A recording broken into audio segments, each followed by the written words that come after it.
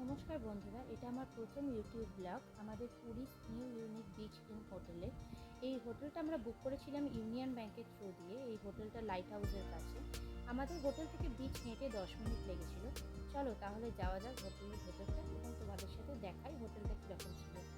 এইটা হলো আমাদের মেন এন্ট্রেন্স। এখান দিয়ে আমরা ঢুকেছিলাম। ঢোকার পর আমাদের একটা লিফট করবে এবং ওপেন করিডোর আছে। আমাদের হোটেলটা ছিল অ্যাকচুয়ালি 4th ফ্লোরে, তাই আমাদের লিফট ব্যবহার করতে হয়েছিল।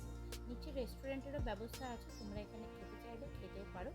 একটু কস্টলি ছিল বাইরের তুলনায়। চলো আমরা এখন লিফটের ভেতরে করে যাওয়া যাক এবং আমরা 4th ফ্লোরে ওঠা যাক।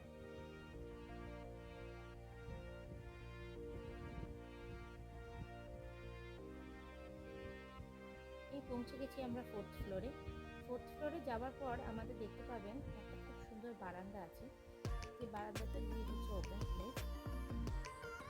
এই সেই বারান্দা, এখান দিয়ে আমরা হেঁটে যাচ্ছি। আমাদের অ্যাকচুয়ালি 3টে রুম নেওয়া ছিল, বাট এই ভিডিওটা আমি করেছিলাম শেষ দিনে।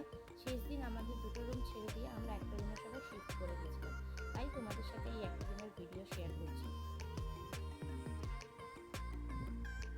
মোটামুটি সবার লাগেজ আমাদের গোছানো হয়ে গেছিলো, বিকজ সেদিন আমাদের ছিল ফেরার দিন। সত্যিই খুব মন খারাপ লাগছিল। 3 দিন আমরা সবাই ভীষণ এনজয় করেছিলাম। এই দেখো, তোমাদের একটা মিরর দেখালাম, মিররের পাশে একটা আলমারি আছে।